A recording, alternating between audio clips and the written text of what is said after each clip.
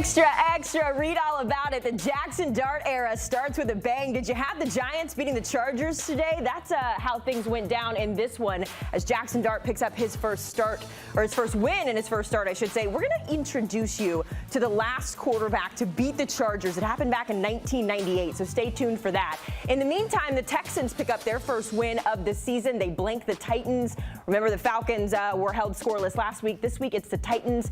Cam Ward very candid about the result. And the Bills, the Saints go marching into Orchard Park. They almost had the upset until a crucial drop by Brandon Cook. So the Bills stay undefeated.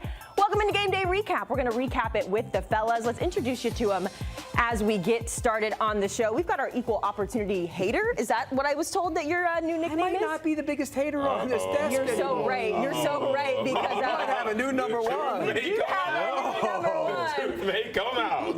Our Damien Harris, never shy when it comes to his opinions. I feel like my chair's a little low, so I'm going to fix that while we also get to know Ran. Pete also reminded me last week that Ran won a championship in the SEC. You also led your Florida Gators in rushing yards your senior year. What was that, 2003? Yes, ma'am. Yeah, right. He did try to play. It was 1963 when Pete and I played against each other with the soft helmet era. Ran, were you kind of like a fullback, though?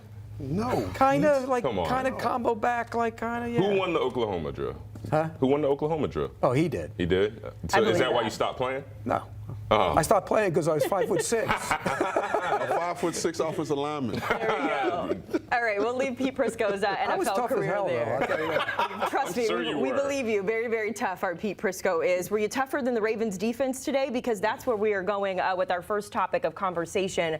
The rematch that everyone looks forward to every single year, guys, the Chiefs and the Ravens. But this one, I want to start with Patrick Mahomes. And Pete, I'll come to you first here because we knew the offense has been kind of lagging. They've been missing pieces out in KC, but they come out and make a statement today. What did you think of Kansas City? Yeah, I don't know if it's a statement game by them or an indictment of the Ravens defense. This is something we've seen all year long. The Ravens have been terrible on defense, but give Patrick Mahomes credit because we sit here and we say, okay, they don't get the ball down the field. Why don't they get the ball down the field? They don't stretch the field. They don't have any speed. Well, they get Worthy back. And Thornton's starting to play now, and all of a sudden now you could open things up, and it makes it a lot easier. And I think that's the biggest difference in this team is the ability to get down the field and stretch a defense because that's when Patrick Mahomes can be Patrick Mahomes. So I think they're getting back to that. At least once they get Rashee Rice back, they're really going to be back to that. Yeah, and I think I'm sorry. I was going to say I think the proof is in the pudding with that because when you look at Patrick Mahomes' number, he threw for 270 yards, 4 touchdowns, no interceptions. I mean, they played a good brand of football. And again, to your point, Pete, when they have those receivers that really stress the infrastructure of a defense, not just the intermediate, what we see of a lot of offenses nowadays. They try to attack the short intermediate part in between the numbers. But you got Patrick Mahomes and you give him those vertical threats that can run down the sidelines, run down the seams, the hashes, and really stress the integrity of the defense. That is obviously when Patrick Mahomes is at his best, and we saw that today. It was 37-20, the most games that this Kansas City Chiefs team has scored since 2023 against the Bears. So obviously the offense is coming together, Ran. But if we look at the other side of this ball, the quarterback play maybe not as impressive. And then, of course, Lamar Jackson gets injured there, the hamstring injury that takes him out. What did you think about Lamar Jackson and what the Ravens were able to do? Just coming into this game and that first drive and just watching it, this Baltimore Ravens team looked tired coming into the game. Lamar didn't have that same juice. He didn't have that same feel of a threat when he was running the ball, when he broke contain, when everything broke down. You never felt like Lamar was going to run away from this Kansas City defense. And just the way those guys played, the way those guys rallied on the other side of the ball to get to him. But for Lamar Jackson to finish the game 14 of 20, 147 yards, a touchdown, an interception, he just never quite got it going.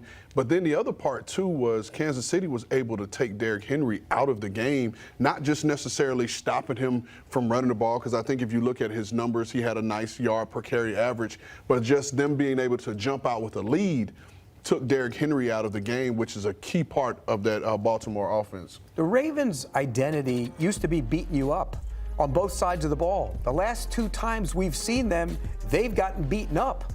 I mean, the Lions beat them up, and they got beat up in this game. And look, if you're the Ravens and your defense is playing like this, I don't care if Lamar Jackson's putting up major numbers. It's going to be hard to win week in and week out.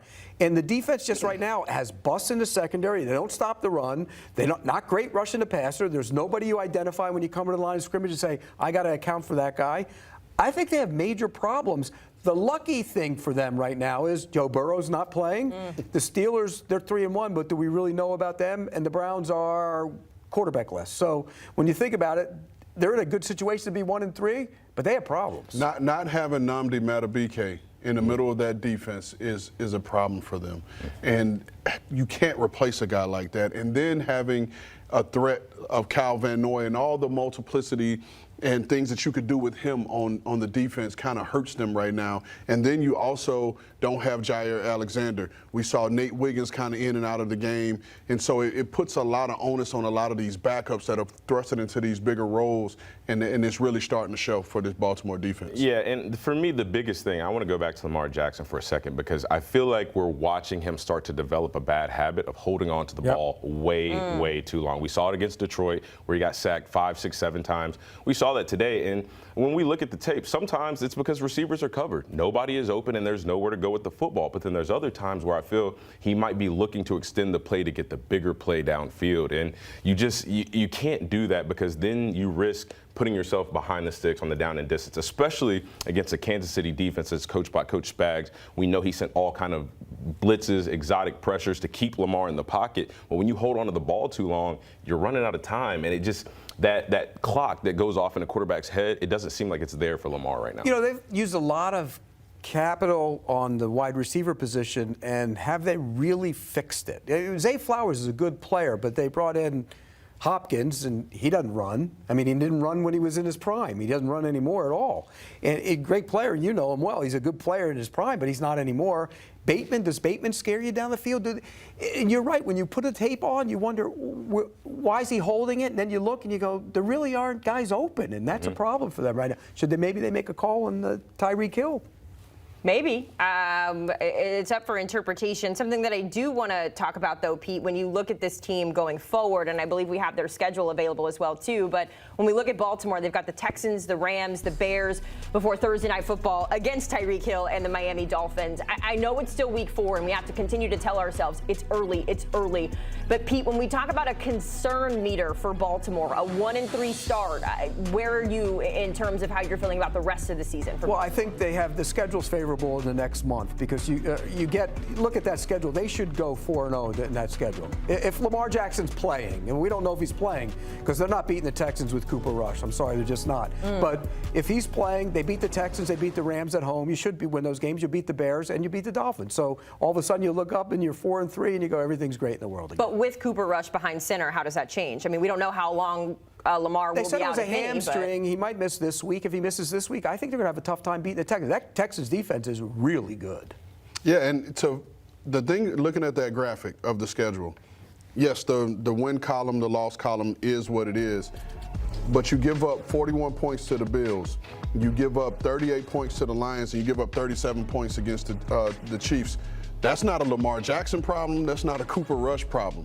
And so now you put Cooper Rush in with this team, which completely alters the way Todd Monken is going to have to call a game. And now you're going to have to lean heavily on a Derrick Henry, who we can say is probably dealing with some confidence issues due to the ball security and just what we saw in the game earlier this week. But here's the thing. Now teams will know we're going to stack the box. And in Cooper Rush, if you beat us, great.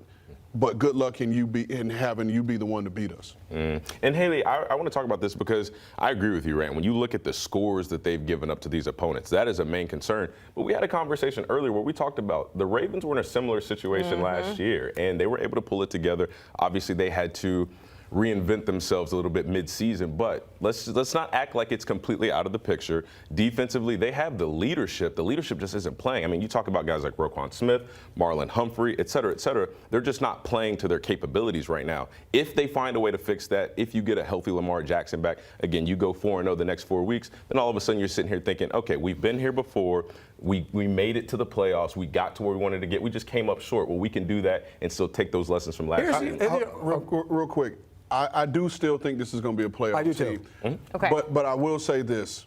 We're talking hamstring for Lamar. That's not 1 week. It's whether it's 1 week or not. It's going. He won't trust it to do things that he's normally instinctually doing because there's going to always be that threat of could it pull, and it's just going to completely change the way they play, completely change the complexity in which defenses attack this offense. Right? Derrick Henry gets these run lanes because of the threat of Lamar with his legs, and now if that threat is taken away, it's going to completely change the way they have to play. One quick thing. I wonder how much of what do we do in the postseason? What do we do in the postseason? We fail in the postseason is impacting what they're doing in the regular season because it's natural to be looking past it to look what you're going to do in the postseason before you get there. And right now, this team is not the same Ravens team that we've seen in the second half of the season or in the playoffs. This is their first 1-3 record since 2013. As we know, only one team has made it to the Super Bowl with that starting record, and that, of course, was your New England Patriots back in the early 2000s. So still a lot of questions. It can be done. They had a guy named Tom Brady come off the bench. It can be done. Let's talk about the Buffalo Bills when you come back to Game Day Recap. Is this the best team in the NFL? They're Pete Prisco's representative of the AFC to get to the Super Bowl, but we'll discuss when you come back.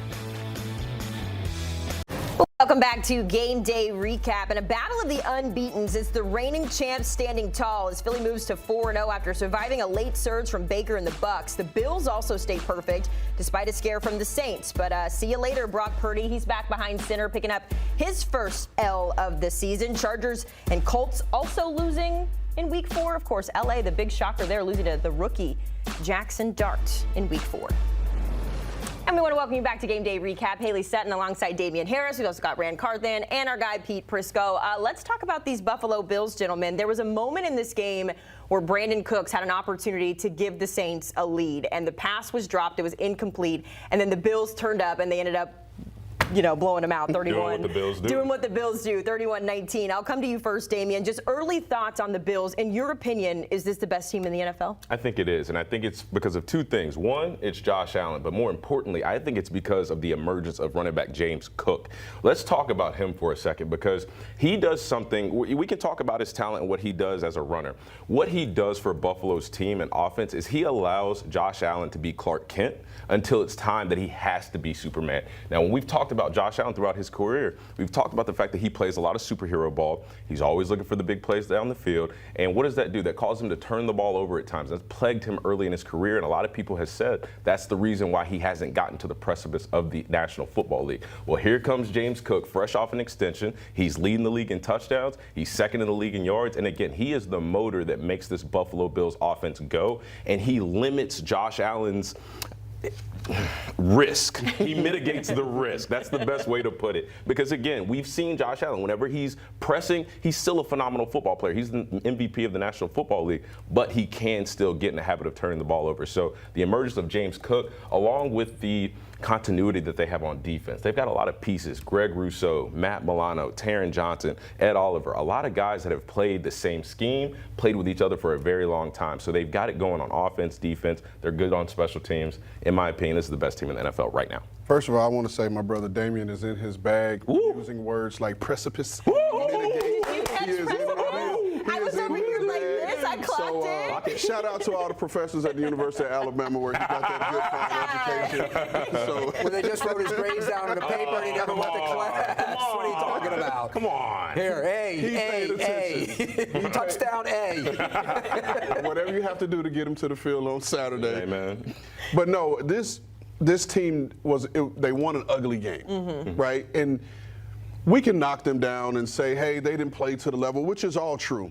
But to be a championship football team, you have to learn how to win these ugly, gritty games when you're 3 for 10 on third down, when your quarterback isn't playing his best. But like you said, you still got James Cook, who went over 100 yards, had 22 carries, which essentially put him, on his back. And as a team, you scored 17 points in the second half to do whatever it is you have to do to win a football game. Because come playoff time, you're not going to go in there and blow out everyone you're going to play. You have to learn how to win these games when things are going bad and just find that one play that you need to make to flip the whole thing. And so I'm okay with winning an ugly game like Absolutely. this because you have to do that. And you asked Damien if he felt like this was the best team. I'm going to say no. And I'm saying no, and I'm still rolling with the Philadelphia Eagles because of the multiple ways in which they've won games this year without having to feature their star players. And I'm sure we're going to hit on that here in a little bit, but that's why I still think Philadelphia is the best team. I respect that 1,000,000%. I think the Bills are the best team, but I also think they're bored. No, this sounds crazy. Look at this schedule. At the Jets, home against the Dolphins, home against the Saints. Are you kidding me? Then they get the Patriots next week. The Patriots playing pretty good football, but they're not as good. Come on, they're not in that class. Then they get at the Falcons, at the Panthers, before the big one against the Chiefs.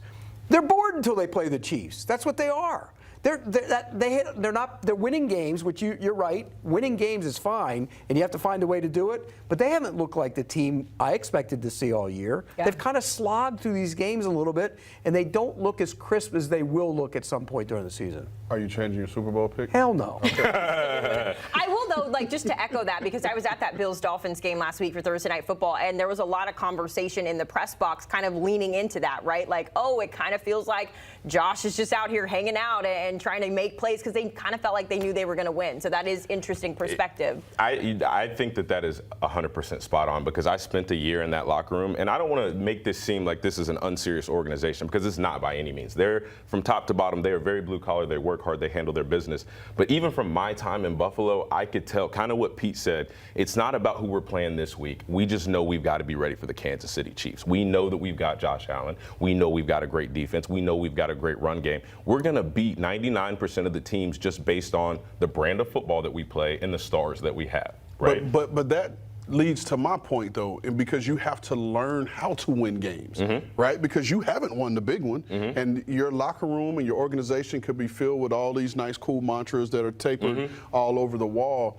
But you have to win these games. You're not in control of who's on your schedule. Absolutely. Right? And even in those games, if you are bored, you still have to show up and win, because this is a National Football League, and we've seen some of the best teams get taken down by teams that we thought were going to get blown up. Get home field advantage. That's the first step. All you have to do is win 2 games, no matter who it is. You win 2 games into the Super Bowl. That's why that schedule, being what it is such a joke, and it, compared to everybody else's, they're going to win. I said before the season, when I was there in the summer, I said they'll win 14 games based on the schedule and based on who they are, and I think they will win 14 games. Yeah, you've been standing on that all summer long. Yeah. I can double down on that. I do want to get to the Philadelphia Eagles, Rand, because to your point, they also remain undefeated. And when we talk about gritty wins and dirty wins, kind of having to grind through, that's kind of what this game felt like. I know the score wasn't representative of that, but Baker and the Bucs threw everything they could at them in that fourth quarter. A couple of numbers I want to point your attention to. The Eagles have now scored 20 or more points in 21 straight games. They, of course, are 4-0 to start the season. I know there are some concerns, though, with Philly. Pete, we'll get to that in a minute. But first, Rand, why you believe this team is is the best team right now in the NFL? Because, and I've said it last week, this week, and I'm going to continue to say it, they find these ways to win games. I mean, listen, Philadelphia was outscored 19-7 in the second half of this game. We talked about it at the top of the show on another show we were on earlier today.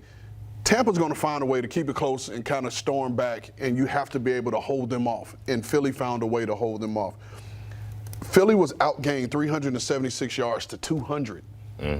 And still found a way to win. And I'm going to throw Pete a softball here, right? And I'm going to let you take it. You ready?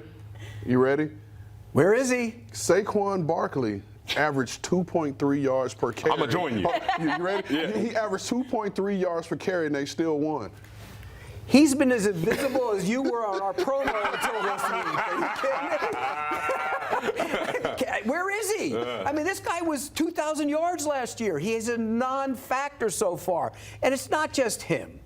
The offensive line, which has been a strong point of this team, pushing people around, they haven't pushed people around as much. And so I think there's a little of both at play. He carried a ton last year. You have to worry about that. You have to, when a guy is a running back and he gets that number of carries, the next year, it's natural that there's going to be a little bit of a drop-off. Now, how much? I didn't think it would be this much, but they have to get him going. If Barkley doesn't get going, somewhere, not like he was a year ago, but somewhere in between where he is now and where he was a year ago, they're going to have problems down the road. They have to run the football. The offense is predicated on running the football. Well, I agree with you, Pete, and especially when you look at the lack of production in the pass game. And I mean, we're going to sit here and talk about A.J. Brown. He made a tweet. We're going to get into it. But there's friction. We can tell. We that play, us that know sports, us that just have opinions, we can tell. I never played sports. We can tell that there is some friction in Philly between A.J. Brown and the rest of the offense. I'm not going to say any other names, but he seems detached. But we have the tweet you're talking about. Yeah, we do have the tweet. Let's pull it up. So here we go. It says, if it's a Bible verse, and it says, if you're not welcomed, not listened to, quietly withdraw. Don't make a scene, shrug your shoulders, and be on your way. I will give a little bit of context, Damien, and then I'll let you kind of unload the clip here. A.J. Brown, 2 receptions for 7 yards today. Obviously, he is frustrated that he's not getting production, but to put it on social media, because then I believe as well, before this, he tweeted out, I love y'all, or something similar to that fashion. And again, like that outward indifference about what's going on right now, trying to play the game of like, oh, I'm just cool, I'm just protecting my peace. Like when you put stuff like that on social media, it's our job to go ahead and create the narrative. I hate to say it, it's, might not be the best part of our job, but that is a part of it. We have to create the narrative. We have to assume that there is friction. Now, what I have the biggest problem with is not you taking your criticism out on social media. It's the fact that you had 9 targets today, A.J. Brown, and you had 2 catches for, like you said, 9 yards. So what exactly is the problem here? I get that there's a lack of production, but you at least can't complain and say that you're not getting the ball or you're not getting targets, because you are. The offense knows how important you are to this team, and they're trying to get you involved. It's just not working right now. So then when you go on social media, then you start to create a locker room. You have the potential to create a locker room problem. You have the potential to rub some people the wrong way. And we even saw a little bit of that last year with AJ. He read a book on the sideline. Are you kidding me? The guy's a problem. Whoa. Hold on. Let me slide. Handle him. Let me slide. No, I'm not going to handle him. I just want to pose a different question. Okay. Is the problem with his teammates, or is it the problem with the offensive play caller? Because we do have a new coordinator there who's never complaining last year. I'm just posing the question, good sir. Just posing the question, good sir. Is it with his teammates, or is it with the person calling the plays? I think that's the big question, because I think this tweet will be addressed, and it's going to be talked about all week. And I think someone will ask him that question, who was this directed to? And at some point throughout this week, we're going to get close to the answer. He's not going to come out and say who his beef is with, but we're going to get close to the answer. And me personally, I think it's more directed towards the person calling the plays as opposed to the people that are out there executing the plays. He had 9 targets. I don't know why he would be complaining about the play calls. I think it's directed at the play caller and the quarterback for not getting the ball. Look, have you ever met a happy wide receiver in your life? Seriously. Ever? A guy can catch 8 passes for 122 yards and not get a touchdown, and he'd be complaining about it in a victory. That's who wide receivers are. A.J. Brown's a wide receiver. He's complaining about not getting the ball, even in a victory. That's bad. That's why Damien and I play God's position. Right. And we do it all. The only thing I will say, you play wide receiver, you might still be playing. Honestly, I took that shot too, so I'm gonna just stay on course here. I'm gonna stay on course. What did AJ say? He said, "Don't make a scene, shrug your shoulders, and be on your way." I'm on my way. Now, what I will say is, I'm not gonna label AJ Brown as a problem. I'm not gonna say his indifference is a problem. I'm gonna say they have a problem in totality, and what that is when you have a guy of AJ Brown's magnitude, he's a leader on this team by example and vocally. Whenever you, as a leader, start to show your differences or some of the issues you have with the team, the play caller, the quarterback, whoever it may be, those are the kind of things that start to break down those championship teams, the teams that can have dynasties, the Chiefs, the Patriots. It's, I want more targets, I want more money, I'm not really happy. I'm reading a book on the sideline. I'm just saying this because this is all stuff that we have seen happen that starts to send a message to other guys. And Philly is not an old team. They've got a lot of young guys, and I would tread very lightly about sending the wrong message and starting to become a problem that doesn't necessarily need to be had right now, especially because, to Rand's point, they're winning under any circumstance. Here's what winning creates. Winning creates the disease of me. Ego. It does. Ego has undone a lot of franchises in the history of this league. Go back to Jimmy and Jerry back in the day. Even go back before that. Always, ego gets in the way of success, and if you allow it to happen, it'll fracture and eat your team alive. And when you see receivers complaining, that's a sign of something's wrong. Well, I'm glad we have torn apart the defending champions. They are 4-0 to start the season, everybody. Enjoy it, guys. Hey, listen, they're the one or two best teams in the NFL right now. the best team in the Enjoy league. it. We had another unbeaten team coming into the weekend. Unfortunately, that is no longer the case for Daniel Jones and the Colts. What went wrong for Indianapolis? We'll break it down when you come back to Game Day Recap. Well, it felt like the Temple of Doom for the Colts after Indiana picked up their first loss of the season. Did you like that one, Rand? Indiana Jones, Daniel himself, 24 of 33, 262 yards, a touchdown, but he did have 2 interceptions. It didn't help that his young wide receiver, A.D. Mitchell, had 2 costly plays to leave 2 touchdowns on the table. So now the Colts will turn their attention to the Raiders next week. We welcome you back to Game Day Recap. Got the fellas here talking about the Colts. It sounds like the magic has run out. The pumpkin has turned back into the pumpkin, I guess, if you're looking at it that way, too. But I want to start the conversation, and I want to start it with you, with A.D. Mitchell. Those 2 costly touchdowns left on the table there. I mean, obviously, that was a huge swing for this Colts team. Well, I mean, you look at the score. What did they lose by? They lost by 7 points. And A.D. Mitchell himself took 2 touchdowns, 14 points off of the board. This is what I'll say.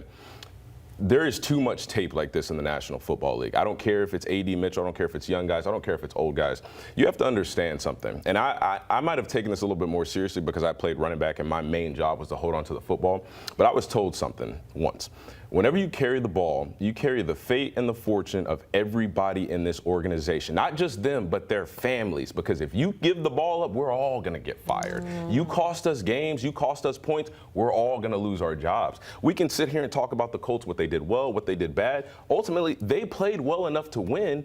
They just had 2 really, really bad mistakes by a young guy that, you know, I'm not going to say this is intentional, but just didn't understand how serious those moments were. And that's the biggest critique of young guys is they don't understand each and every play has an individual life of its own, and they all impact the outcome of the game. So you take a playoff here, you take a playoff there, and then all of a sudden those 2 plays cost you the game. I mean, one of them, this is a phenomenal play. Well, let's start off by that. The catch, the run after catch, phenomenal. But this, Rand, what do we never do when we get to the goal line? Never extend it. Never extend it unless it's 4th down or the last play of the game. Because one, somebody can be chasing you and knock the ball off, or just by some miraculous chance, you just drop the thing going into the end zone. And I hate this for A.D. Mitchell because I saw him on the sideline. I know how he's going to take this after the game. This is something that he's going to beat himself up about for a very long time. He's going to feel detached and he's going to feel like he's all alone. That's not how his career is going to play out. So don't even, like. It'll be done. It'll be over by tomorrow morning. What are you kidding me? Come on now. You can't move right on. He's going to be detached from it. I'll say this. If he cares about football, you will. Just don't do it again. What do you mean? Learn a lesson. Pete, I've been there. I'm not, no, this is not, This, I've been there because I've cost my team a game by fumbling the football. And how long did it take you to get over it? Until Bill Belichick came and grabbed me a couple weeks later and told me that the team needed me to get out of the funk that I was in. It took me that long. And that wasn't the next day. Yeah. That wasn't 2 days later. It was until somebody, the only guy really that could give me some confidence in that moment, came and gave me that. Now, is that going to be a coach that does that for A.D. Mitchell? Is that going to be Daniel Jones? Is it going to be his mom, his dad? Regardless of who it is. Hell, if it needs to be me, I'd love for it to be me. But at the end of the day, I'm just talking about understanding the severity of every single play, especially as a young guy. You fumbled, though, so you're trying to get in. That's different. This guy's doing it, celebrating. Yeah. They put it on the board. They make fun of him the whole day tomorrow. Everybody takes accountability of it. They say, don't ever do this again. He wasn't lunging to get it over. He was he was putting it up to celebrate is what he was doing, and that's the problem. Well, to your point, he has one of the greatest receivers in that organization's history in Reggie Wayne as his position coach. So Reggie will be able to help him get over the hump. But what I have to say now is more for these young viewers, and I'm particularly talking to my 2 sons who like to celebrate. So particularly my son Roman. Yes, I'm calling him out. We carry the football through the letters and logos. Nothing before. We run through the end zone, carry the ball to the letters and logos, and then you do what you got to do and get your viewers up, get your followers up, get your pictures, get whatever you need. Get all you need. Letters and logos. I will say on the other side of this one, Puka Nacua had a great game today, 170 yards, a touchdown there on 13 receptions, and Matt Stafford, now the 5th quarterback all time with 50 game-winning drives. So he is getting it done there with that bad back.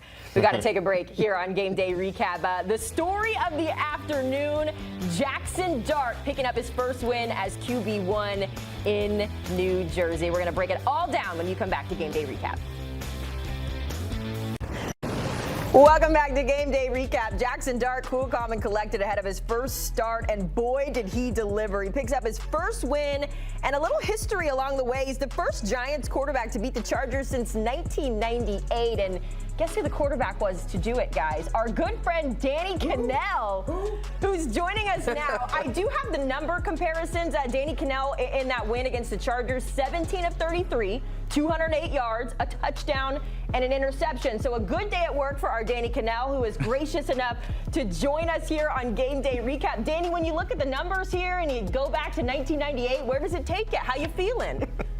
I'm just wondering how I had positive rushing yards. I had 2 rushing yards, which is probably a career high for me. So the Chargers defense must have been an absolute sieve at the time for me to get 2 rushing yards. I remember it was in San Diego at the time. It wasn't in Los Angeles. The baseball dirt was out there. And the other thing that is important to note, that was not my first start. That was after, probably 10 or 11 games. That's what makes Jaxson Dart's debut so big. Because I actually started, my first start was on the road against Arizona and got a win as well. But winning is the ultimate, because I think if we're sitting here talking about a loss, we might be talking about Jaxson Dart's performance a little bit differently. Winning is the cure-all for everything. It is the most important thing to get done as a QB, and that's why everyone's kind of excited about Jaxson Dart now, because they've got a little bit of momentum and they got the dub. He got the dub. Jaxson Dart was 13 of 20, 111 yards, a touchdown. More importantly, though, he took care of the football. Pete, when we look at what Jaxson was able to do today, what'd you think? It was okay. I mean, I think they scripted out the first drive, and he looked great on it. He ran around a little bit, and he did run today. And then once he got off the script, it kind of settled in, and he didn't look all that comfortable. He made a couple throws when he had to make him. Got him credit for it. The first start against a really good defense and a lot of complicated looks on the back end. It wasn't awful. It wasn't great. It just was, but he found a way to win. Yeah, and I mean, the key stats is being able to convert third down. And they were 7-15 on third down. They had a total of 161 yards rushing, but another key stat, they held the ball for 35 minutes, right? Which kept the Chargers offense off the field, which is what you need. But coming into this game, and particularly watching the early part of the game, like Pete talked about with the scripting of the plays, this offense felt different from when Russell Wilson was under center, right? The tempo felt a little bit higher. It felt like they were trying to find a early rhythm for Jaxson Dart and to use his gifts and use his athleticism through the course of playing quarterback, right? Allowing him to use his legs to get him on the edges, and when things broke down, he didn't have to play necessarily hero ball. Use your legs, create if it's there, if not, take the ball and run it. However, the young fella, I'm looking at you. I know what you're saying. Get down. Those are grown men that are with wives and mortgages, right? and kids.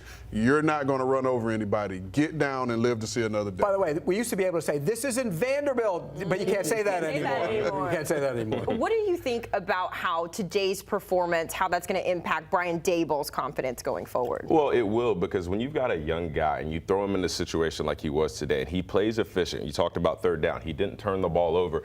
Most importantly, he played with a type of swagger that, although the numbers weren't great, New York Giants fans were excited for probably the first time in a very, very long time. So, especially if you're Brian Daboll staring down the barrel of being on the coaching hot seat with the display we've seen from the Giants over the past couple years in the Russ era, you have to be very, very confident in Jaxson Dart. And not only in Jaxson Dart, I got to show some love to the running back, Mr. Cam Scatterboo, because when we talk about setting a tone and bringing an edge to this New York Giants offense that we have not seen in quite some time. He had 84 rushing yards today, 63 after contact. He's tough, he's gritty. He gets the hidden yards that at the end of the game, whenever you look and say, okay, well, how did we gut this win out? Well, it was the body blows by Cam Scatterboo in the first quarter, in the third quarter, in the fourth quarter. He finds ways to get in the end zone. He affects the game in the passing game. He blocks. He does a lot of things very, very well. So I think for Brian Daboll, having both of those young guys that play with that swagger and play with that edge, that gives you a lot of confidence moving forward. I don't say I'm wrong much, because I'm not, but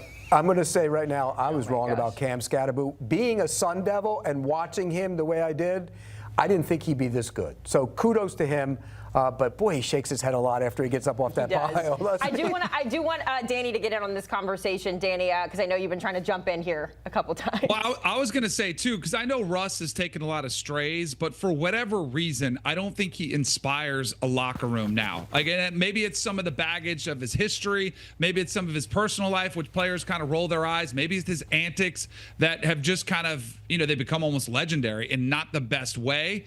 But, Dame, you mentioned the offense and being infused with life. How about the defense? I thought the entire locker room was like, all right, here we go. We got somebody new. We got a fresh set of legs in there. I mean, how many times at practice you had fresh legs coming out when you have somebody making their first start? And I thought that was pretty palpable when you're watching the game. You see all those players out there. We can break down these highlights, too. Danny, did you see that? You can go ahead and break these down. My man Cap Calloway on a little Dino route. How about that throw, hitting him right in stride? But I did think that was a big difference, Where's too. the pick? And I just wonder if they can carry that, if they can catch some fire and catch some momentum and carry this forward, which they're going to have a setback with Malik Neighbors now out. That's a big loss. But I thought everybody was really infused with some energy. The crowd was. And that can be something that can turn a season around, at least to a place where the Giants are respectable and they're not the laughingstock of the NFL as they had been for the first 3 games. Yeah, we talk about a dart. You threw a dart there of a touchdown. The guy was wide open. It was an easy throw. Don't give him any credit for that. Come on. But where was the pick? I want to see the pick. Hey, What listen. Rand said, he does, there's the one play there on the goal line when he was getting tackled and he gets up and he goes around and everybody goes nuts. Don't do it anymore. Like in your first start, it's great. Like good for you. You won over the guys. Like that's good. But from the future moving forward, make sure you protect yourself. Totally agree with that. There are way too many unnecessary hits on Jaxson Dart. He will not survive if he continues to do that. Hey, Pete, you said giving credit where credit's due. I think we need to give credit to producer Jack and everyone in the control room for digging up that beta tape. Because they don't make beta tape anymore. But Haley, you asked about how the Giants organization should feel. And something that caught my eye was the end of the game. And it was Jaxson Dart and Brian Daboll embracing. To me, that said a ton, right? I've always believed that a person's eyes will say a lot more than their mouth ever will. And if you looked and saw the way those two embraced each other and they looked at each other, it was almost like Daboll was saying, "This is my guy. He's going to save my job." And I also want to take it a step further. And He's got it right, though. He was right. He was right. But I want to take it a step further because obviously we cannot understate how important this injury to Malik Neighbors is, right? He is one of their franchise guys, and they're going to miss him a ton. The guy. But whenever I saw all these post-game interviews and people asking about the injury to Malik Neighbors, obviously everybody was very respectful, wishing him the best. He's one of our best guys. We need him. But there was a life and an energy about it's just the next man up. And it felt like, kind of to Rand's point, to Pete's point, they had found something today. And yes, Malik Neighbors is a huge part of what they want to be as a team, but we still have something to where if the next man steps up and just does his job, we've got our quarterback, we've got a run game, we've got an edge, our defense is playing well, they're feeding off of our energy. Again, all respect to Malik Neighbors and how special he is, but it's just got to be the next man up, and we just got to keep moving forward. It's one game, and when we showed the graphic, did you see Daniel Jones's numbers from his first start? What was it? 330 and 3, I think it was. I mean, we gotta get for our expectations. There they are. Look at them. 336-2. Come on. Real quick, One game. Before we let Danny go, because I know he's tired of us showing his old footage, I do want to talk about the Chargers really quick, guys. Obviously, this was their first loss. Pete, you have a new word that we created here that we're trying to petition to get into the dictionary. Tell us a little bit more about the word chargering and what that means. Chargering. It's when everything looks like it's going to go right, the Chargers become the Chargers. There it is. And they charger. We've seen it over the course of history. I'll go back. I mean, we could go recent history. Want to go recent history? Let's go back when they played the playoff game against Jacksonville. You blew a lead like that. They always find a way to make something. I mean, go back and even way back in the 60s and the 70s and the 80s. The Chargers always chargered. They had some of the greatest teams of all time and didn't get to the Super Bowl because they chargered. I go back to when Dan Fouts lost the championship game they played in the Bengals. We weren't born then. You guys got to look it up in history. We're going to have to Google that. Danny, I want to give you final word here on the Chargers. How concerned are you when it comes to what you saw from them today going forward? I don't think it's time to panic. They're still sitting atop the division. It's a cross-country road trip and an early kickoff. It's a game where you kind of ran into a buzzsaw and caught this very unique circumstance where you've got a rookie start in the home crowd to get a best effort from the defense. I think they'll be fine. I wouldn't be concerned about this game as much as it is what Pete's talking about, like more towards December or a playoff experience when that charging experience seems to be at its all-time. Like, I still feel pretty good about the Chargers in the regular season moving forward. I still think they're going to win the division. I know the Chiefs had a nice win today, but I think when charging comes into play is more later in the season in the postseason. Danny Kanell throwing charging in there, 3 times? We're just going to start using it. I'm rolling with it. We're going to get it in there. All right, Danny, we appreciate it. I was going to say congratulations on the record. I don't really know. Congratulations to your Giants. Now we're going to show you the pick that he threw in that game. Get off it, man. Get off of it. Get off of it. We got to see it. Now he's Priscoing.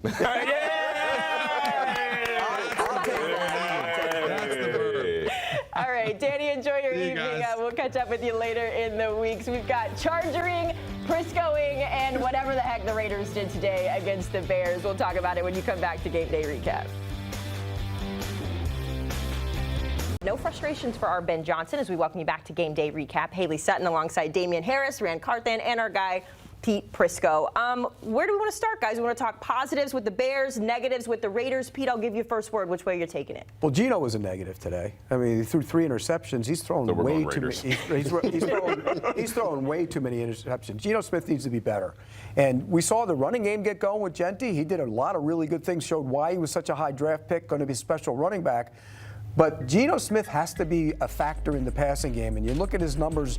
I mean, these are numbers where you should win the game. But your quarterback threw 3 picks, and that's never a good thing. So I think that's something to keep an eye on going forward. When we talked when we were watching the games today, is Geno Smith there? They acted like he was their answer. Is he their answer? I mean, he was great last year in Seattle. He hadn't been very good this year. Well, we also, when we talk about the passing game, I mean, you got to look at the stats of the receivers. I mean, Brock Bowers 5 for 46. I mean, that's okay for a tight end, but not for the level. For him. Not for Brock Bowers, the new generational tight end, right? Jacoby Myers 4 catches, 30 yards. Ashton Jeanty 2 for 17. Trey Tucker 2 for 13. Ultimately, the passing game is not working. Yes, Geno is throwing a ton of interceptions, but the receivers are not getting separation. They're not finding the soft spot in the zones. Like, there is no continuity in the pass game, and it's so unfortunate because the best friend of a pass game is a really strong run game, and that is what they're building with Ashton Jeanty in Vegas. But Geno Smith, the receivers, they're not doing their part right now, and that's what's really, really bringing this Raiders team down right now.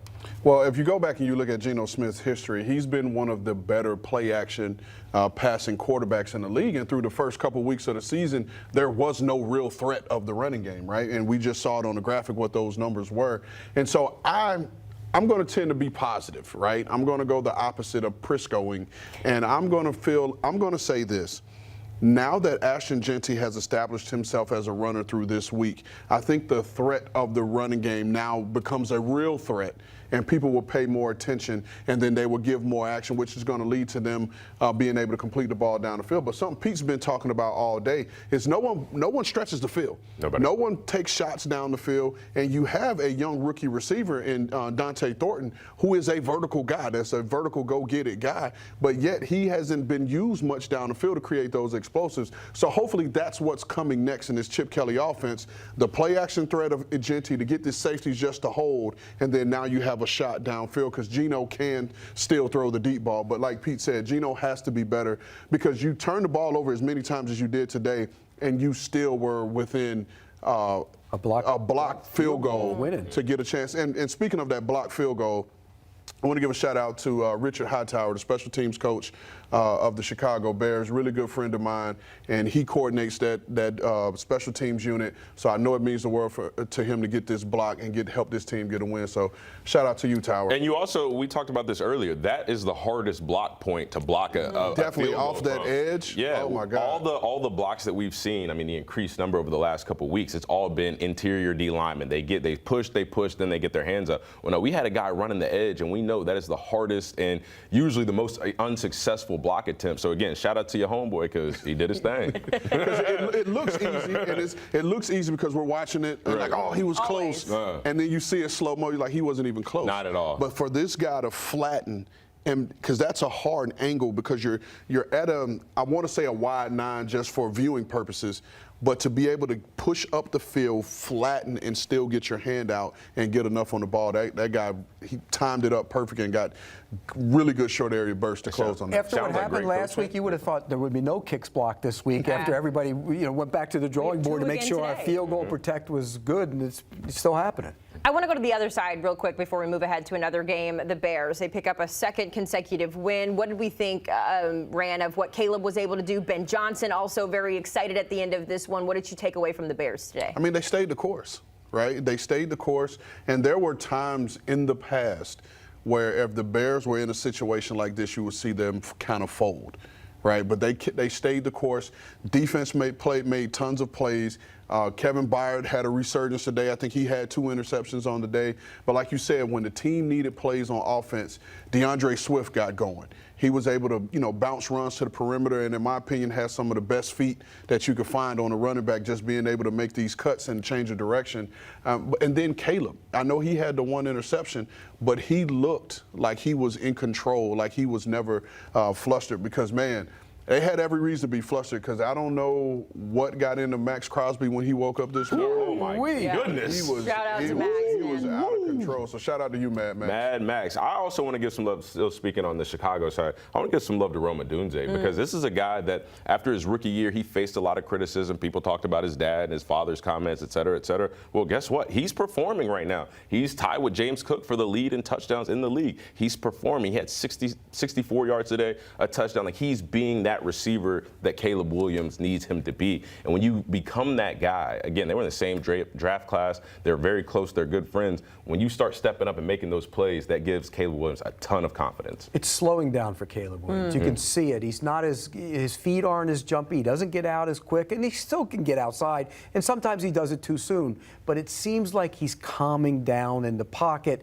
and that's what we all want to see. It's wonderful to see him outside of it, but the game is meant to be played right there. Go through your progressions, get the ball out, and I think he's doing a better job of that. It was a 1-point win for Chicago, 24. We got to move on. I'm sorry. I want you to talk. I just wanted to correct my error. Rome Odunze had 69 yards. Oh, there we go. That's it. We love that. Let's talk about the Jags and the 49ers, because this one was eventful from start to finish, even post-game. We're going to get into that in a minute. But it is Brock Purdy's first game back. It wasn't so great. Before we get into the game meat, I do kind of want to talk about what happened after the game, though. There was an exchange between Liam Cohen and Robert Saleh after the game. It was very spirited. We're going to give you the context maybe as to why they were having this exchange. This is a sound from Thursday. Robert Saleh taking a little bit of an issue maybe with how Liam Cohen is getting stuff done. Take a listen. Liam and his staff, coming from a couple of guys coming from Minnesota, they've got legally a really advanced signal stealing type system where they always find a way to put themselves in an advantageous situation. They do a great job with it. They formation you to try to find any nugget they can. So we've got to be great with our signals, and we got to be great with our communication, and to combat some of the tells that we might give on the field. So they're almost elite in that regard. That whole entire tree, from Sean to Kevin O'Connell to all those guys. So then here's the post-game interaction. It's quick. We're going to loop it a few times, but you can see there Cohen's having to be held back. Saleh's chirping. There's a lot going on here. Apparently, keep my name out of your mouth was said by Cohen. So still a lot maybe we're sorting out. We don't want to speculate or talk too much about it. But, guys, clearly there's some bad blood between these two teams. Pete, I'll come to you first as our mayor of Jacksonville. What did you think about the win for the Jacksonville Jaguars? Are you team Cohen, team Saleh? How you feeling? I thought Robert Saleh, it was strange why he brought it up this week, because look, Liam Cohen's been a head coach for 3 games. He's never played against them. He has no idea if they can steal signals or not. He has an idea that maybe people he worked with in the past did. He basically called out Sean McVay. He called out Kevin O'Connell. He called anybody and anybody in that coaching tree out other than his own guy, Kyle Shanahan, who was once in that tree, by the way. So I didn't understand the method to the madness. I understand why Liam Cohen is angry about it. But here's something to keep an eye on. That job came down to 2 people basically at the end. It was Liam Cohen and Robert Saleh. And they decided to go with Liam Cohen. So I don't know if there's bad blood there from Robert Saleh, and he decided to let it out this week. But if you're Liam Cohen, I'd be angry about that too. You're lumping me into something that I'm not even involved in. And so he had a right to be angry. He probably shouldn't have handled it that way. But if I'm the Jaguars and I'm looking at that, I'm okay. My coach is getting a little fired up. His name was brought up like that. Yeah, I was going to say, well, I don't have no problem with it at all. I don't think that there was any mishandling of the situation at all. You know, if you're bold enough to go out and speak on me and say whatever you got to say, well, then don't be surprised when I've got a response, when I just beat you fair and square. And I think that the comments by Robert Saleh were very weird because there's a saying that goes around the NFL and around other sports. If you're not cheating, you're not trying. I'm not going to use that right now. I'm just going to say nobody in New England can use that. I'm just going to say all I'm going to say is everybody, every team, every coach, every coordinator, they have people that try to just look for anything and everything to gain a competitive advantage. And Robert Saleh knows that. I'm sure Robert Saleh has done plenty of things that, you know, is it legal, is it not? It doesn't really matter because at the end of the day, everybody is trying to create a competitive advantage. This is the National Football League. You know how hard it is to win games in the National Football League. You have to get every nugget, every piece of information, everything that you can that's right at the line, maybe a little bit past the line. Like, everybody's done it. This was just weird. I'll say, because having been a former advanced scout, that was one of the things I was at the game to do, to find us a nugget. Anything I could find to do find a tail to help us. We called them bird rabbit keys. If we can, a run pass key, whether it was the tackle's foot being back far or position guys switching their gloves or messing with all those things. But the funny part for me with this one is, you now talk through the helmet communicator on both sides of the ball. So there really shouldn't be much signaling going on at this point, right? Because you're talking, the defensive coordinator or whomever is talking directly to the green dot on defense, and the same thing for offense. So that the part is funny, but I like the fact that Saleh channeled his inner, Liam Cohen channeled his inner Will Smith and said, keep my name out your mouth. But I want to tell you this, Liam. Saleh ain't the one you want to run up on. No. That's not the one you want to run up on. Cohen was asked about it after the game. He said he's going to keep it between them. He said it's not a big deal. So obviously he's trying to kind of sweep it under the rug. I did want to put a bow on the Jacksonville conversation, though, and talk about the takeaways. And Rand, I'll give you final word there because you and I were talking about it. They came into this one with the same amount of takeaways that they had all of last year. That was 9. They ended the day with, what, 14? 13 total. Math is hard. But what did you think of the Jacksonville the turnovers were the key. The turnovers were the key because the Niners were 8 of 13 on third down. They had almost 400 yards of offense. But the two keys were the turnovers, and they were the Jags defense held them to 1 of 3 in the red zone, which completely flipped this game. And then they possessed the ball. So it was one of those games that Brock Purdy was coming back, and you were expected, you're getting a lot of your weapons back, and they were expected to be able to roll against this Jags defense, and that just didn't happen today because the Jags defense was very opportunistic. They were able to rush him. They were able to make him uncomfortable, and you saw a ton of balls that were just overthrown. And we had a saying, tips and overthrows, got to get those. And that's what happened today for this Jags Brock defense. Purdy did not play well today at all. And he looked like he was bothered by his foot. He didn't step into the ball. You mentioned a lot of high balls, but Jacksonville should be undefeated.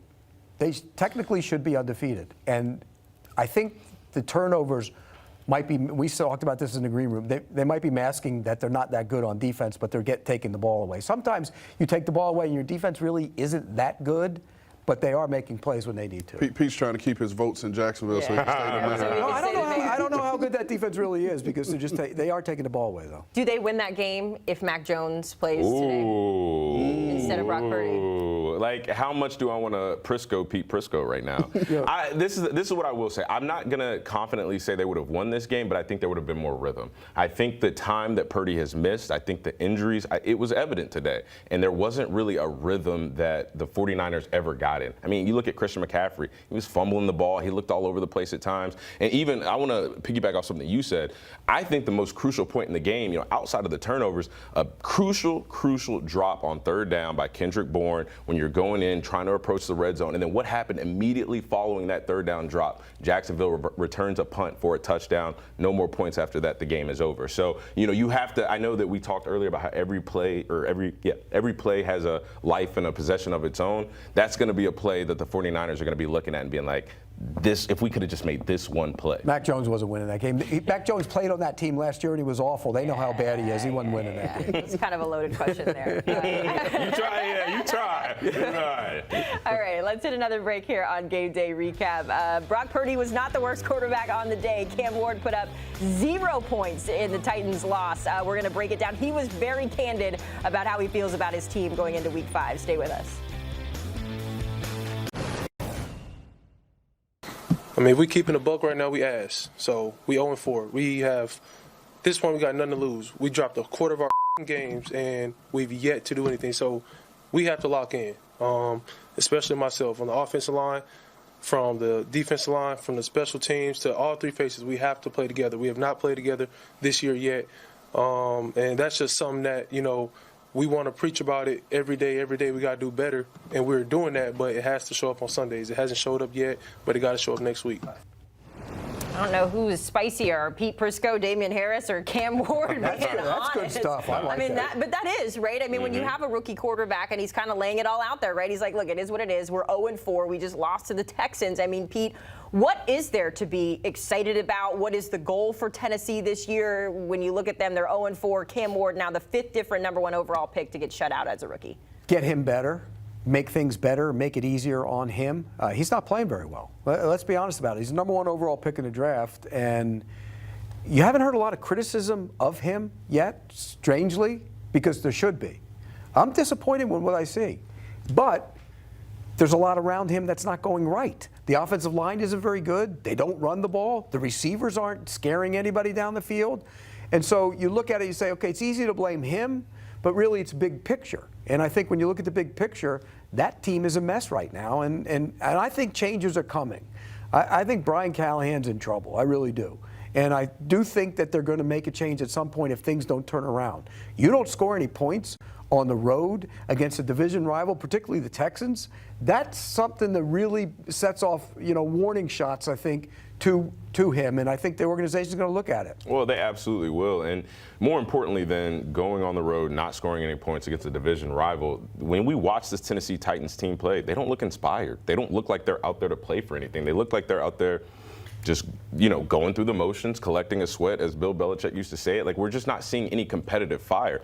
Cam Ward, we can talk about it, not playing very well. 10 for 26, 108 yards, an interception. That's not good. Tony Pollard, you signed him to a nice, lucrative contract. He hasn't delivered this year. I mean, he had 14 carries for 64 yards. I mean, I know 4.6, that is a good yard per carry. But again, you're not affecting the game in a way that scares defenses and makes the pass game easier. I mean, you just signed Calvin Ridley to a boatload of money, 2 catches for 30 yards. So, yes, Pete Prisco, it is in totality. The defense, too, because let's not act like this Texans team wasn't having trouble scoring points as well. You give up 26 points to a Houston Texans offense that they're not really in a rhythm right now either. So when you look at it big picture, I do think Callahan is in trouble just because this is just an uninspired football team when you watch them play. There's no competitive fire. There's no spirit. There's no leadership from guys like Cam Ward, who was the #1 pick, a guy like Jeffrey Simmons, who is the man and the anchor in the middle of the defense. There's just no competitive juices in Tennessee right now. What I can't figure out is, this is going to be me saying something because of last year I thought he would be good. I thought Will Levis could be good. Will Levis played just like Cam Ward, and everybody just crucified the guy. Well, when you put mayonnaise in your coffee, it's hard to bounce back. I'm talking about from a football standpoint. From a football standpoint, he was no worse than Cam Ward is right now, and he had nothing going for him either. So when you look at it, I mean, you look at the numbers. Was he worse? I mean, think about that. He's better. And yet, this guy went first overall, so he's getting the pass. That guy went the second round, so he got none. And so I think the Titans have a problem organizationally. Neither one of them had much around them where they could absolutely succeed. I think they had problems. The offensive line issues have been a problem there for a while. Despite the fact they have supposedly have one of the best offensive line coaches in the league and Callahan's father. But until that all fixes around them, the quarterback's going to have problems. I don't care who they are. Is it fair to say that Will Levis did more with less? it's less and less. I don't think either one of them right now has more. I mean, it's just. Yeah, it's all, you said it best. Like, it's very uninspiring right now, it feels like, in Nashville. But something else you said, Damien, that I want to bring Rand in on is the other side of this matchup, right? It was not very good football from the Houston Texans. This was a 6-0 ball game going into the fourth quarter, and it was 6 because of field goals, not because of touchdowns. So, Rand, what do you think changed for Houston in that fourth quarter, and did it change your perspective on what this team can look like going forward? I think for this Houston Texans team, we felt like the offense was going to take a next step, right? You move on from Bobby Slowick, you bring in Nick Caley. You bring him in to coordinate the offense, and you start to give C.J. Stroud more. So we expected this offense to really take off, and it hasn't. But this defense has been lights out. It has been keeping people from scoring. And so we saw a little bit of that today in terms of holding the Titans' offense to 0 points. But I think having C.J. Stroud in the day, 22 for 28 for 233 yards and 2 touchdowns, should be the point to get them to going. And we saw they got the young running back Marks going, right? And that's been a focal point for this Houston Texans offense, is being able to run the football. And when they got time, when you needed to have that close the door moment, they were able to score 2 touchdowns on the ground late to put the game away. Yeah, and look, they have to get guys like Marks going because Chubb is slow, and you need some speed on that team. They're a slow team across the board. You look at them, they're not very fast. And so I think they're another team, their offensive line has been a major problem. You know how many sacks the Titans had today? Not a one. 0. If you're playing that offensive line and you don't get sacks, you got problems on the other side of the ball as well. We're going to go a little rapid fire here with a couple of these other games because there's a lot to get into, but I don't want to spend too much time. So I'm going to go, let's talk about the Falcons getting a big win over the Commanders today. Pete, I'll come to you. What stood out about the Falcons? Michael Penix played much better, and you want to see how a guy in his early part of his career responds after just a dreadful performance last week, and he responded in a big way. And he made some plays down the field. And that's the biggest thing that comes out of that game. He was capable of hitting the big shot. He hit some big shots. You look at those numbers, that's outstanding. So I think that's, personally to me, that was the biggest takeaway from that game, is Penix responded. Hey, outside of Penix, something that just keeps popping up in my mind every time I watch this Atlanta Falcons team, Bijan Robinson is making a case to be the best running back in the National Football League. He's explosive, he's fast, he's versatile, he's just as effective in the pass game as he has as a runner. And again, I'll keep emphasizing it. I'll pound the table for running backs as much as I can. Michael Penix's best friend should be, outside of the offensive lineman, should be Bijan Robinson, because he is a threat that takes a lot of pressure off of your reads, takes a lot of pressure off how you mentally have to dissect the defense and see what they're doing. Because a lot of times, I'm telling you, when a defense is playing against Bijan Robinson, he is their prime suspect. So kudos to Bijan Robinson and the success that he's having. And if he continues, this Atlanta offense can continue to just get better and better each week. First player with 300 or more rushing yards and 250 receiving yards in the first 4 games since 2011 for Bijan Robinson. All right, we got to pick up the pace just a little bit here, Damien. I'm going to give you first word, but I'm going to give you a minute to talk about the Patriots and what they were able to do against the Panthers today. Well, first of all, they manhandled them, and they did it at home, which was really encouraging. I mean, Drake May played clean football. That's what they're expecting. That's what they want. The running backs played a clean game. No fumbles. That is the most important part. Ball security is job security. We know that. They fixed those issues. It was great to see Ramondre Stevenson still in the lineup, still out there as a starting running back. They know how important he is to this team. They know what the player he is can bring to the organization. And the defense played lights out. They held Carolina to 13 points, and they just played a great game all across the board. There we go. Clocking in there at that buzzer. Rand, let's see if we can clean this one up here. The Lions, they have now started 3-1 over the last 3 seasons. Really good stuff coming from Dan Campbell's crew and Amon-Ra St. Brown. Yeah, Amon-Ra, he got in the end zone, twice today, and you were able to get Jahmyr Gibbs going. I think he finished just under 100 yards. Now, listen, the way they performed today wasn't them lighting up the scoreboard like we've seen them have in previous weeks. But again, and I keep saying, and I know I'm probably sounding like a broken record at this point, but it's finding different ways to win football games. And you got to appreciate that. And then our guy, Aiden Hutchinson, getting 2 sacks today, I believe it was. So it's just this defense continuing to come around under the tutelage of Kelvin Shepard, which is only going to match this offense as they get later in the year, and then they're playing complete football. Look, the Lions can win a bunch of different ways. Today they won with special teams and defense. They had a punt return for a touchdown, which really kind of won the game for them because Jared Goff, who had come in as the completion percentage leader in the league, didn't have a good game today. And so it shows how good they are as a football team. Have you seen enough of Joe Flacco? No, not yet. Okay. I mean, I think the Browns, with that defense, they'll stay in games. But you get a couple more games this way, I think you're going to go to Dylan Gabriel. I'll say this. We know what Flacco is. And I think it's time to see these young guys because right now they have the formula. They have a really good defense and they have a good ground game. And so now you know what Flacco is going to bring at this point. I think it's time to see what these young guys have so you can decide what your future is going to be come next April. Lord knows they have enough quarterbacks to try something different for sure. Got to hit another break here on Game Day Recap. I've been dreading this all show long, but we're going to give you an update of Sunday Night Football. And how about this? My Cowboys are back, baby. They just got into the end zone. I believe it was a Dak Prescott QB keeper, so we are in the mix here, trailing the Packers 13-9. Guys, I'm feeling pretty good. Yeah, and the Packers look like they're leaving points on the board. They got 160 yards passing and 13 points. Well, let's hope they leave them off the board. We'll be right back on Game Day Recap as Sunday Night Football hits the halfway point. We also hit a break. And when we come back, we talked about Ashton Jeanty earlier in the show, how special he was, why he gets someone's nod as their winner when you come back to Game Day Recap. Back here on Game Day Recap, it is time to crown our Week 4 winners and losers. There were some inspiring performances. There were some zeros left on the scoreboard. So we got a lot to choose from here. I am going to hand the reins over to our Pete Prisco to get things started. Pete, we're going to start with the positive because I know you want to turn over a new leaf. Positive Pete over there. That's right. Give us your winner today. Matt Stafford. I mean, look, the guy has a bad back. He's 38 years old. Sometimes he looks like he's not going to get up off the pile. And there he is throwing for 375 and 3. And when he had to make a play late in the game, lo and behold, they went deep. And when he went deep, he hit Tutu Atwell. I've been saying get him involved in the passing game. He's the only speed they have. He hit the shot for the game-winning touchdown. Kudos to Matt Stafford.